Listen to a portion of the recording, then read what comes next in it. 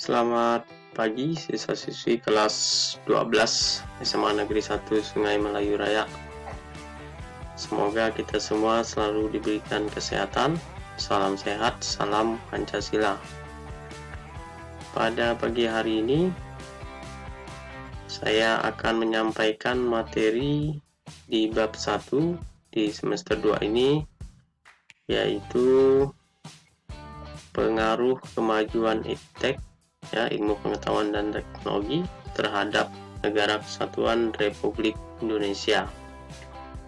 Nah, di layar sudah ada pemetaan, ada tujuan pembelajaran dan pemetaan materi, kemudian ada 3 subbab ya.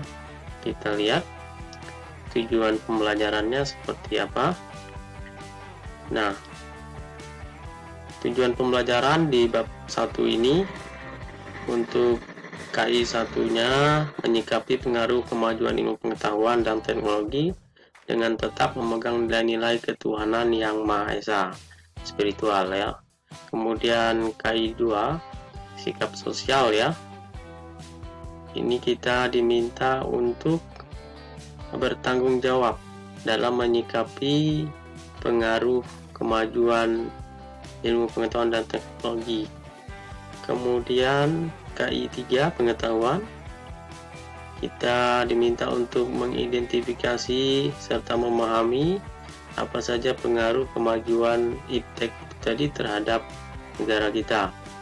Kemudian KI 4, keterampilan ya, mempresentasikan hasil pemahaman kita tadi, identifikasi tadi itu tentang pengaruh iptek ya terhadap negara kita. Itu tujuan pembelajaran di bab 1 ini. Sekarang kita lihat pemetaan materinya seperti apa. Nah, seperti yang sudah saya sampaikan di awal tadi, di bab 1 ini ada 3 subbab yang akan kita pelajari. Untuk pertemuan pertama kita akan membahas mengenai hakikat perkembangan iptek ya, dari masa ke masa.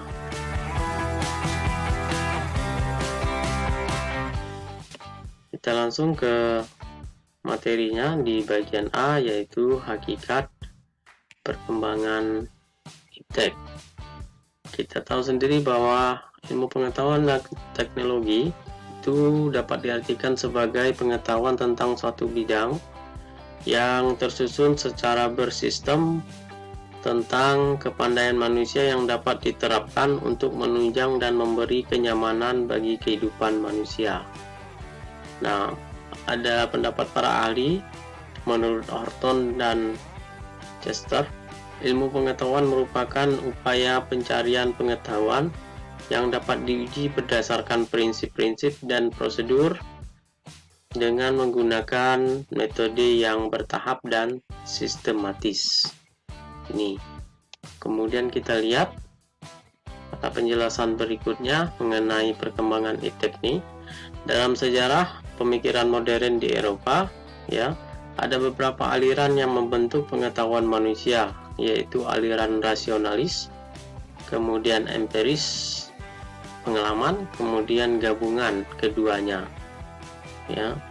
Kemudian Denis Diderot, seorang filsuf Prancis, menyatakan bahwa teknologi adalah berbagai alat dan sistem yang bekerja sama untuk suatu tujuan yang sama. Kita lanjut.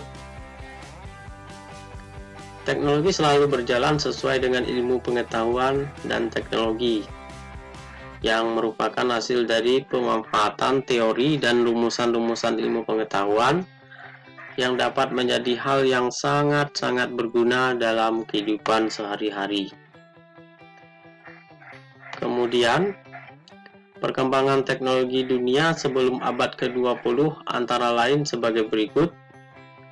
Ya, sistem pertanian di Mesopotamia itu sudah mulai menerapkan teknologi. Kemudian mesin cetak Gutenberg, kemudian revolusi industri. Nah, berikut sebagian perkembangan teknologi dunia pada abad ke-20 dan setelahnya. Ya, ada transistor, kemudian serat optik, kemudian komputer, lalu internet yang kita gunakan sampai sekarang.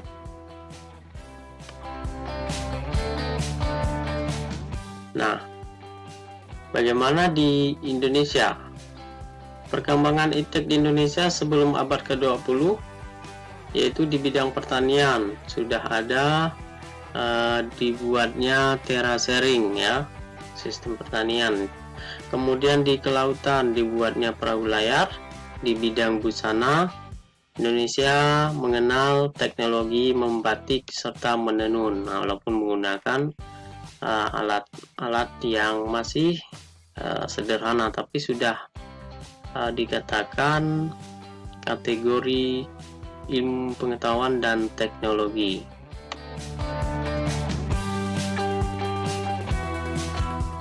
Baik, demikian ya penjelasan materi kita untuk bagian A ini.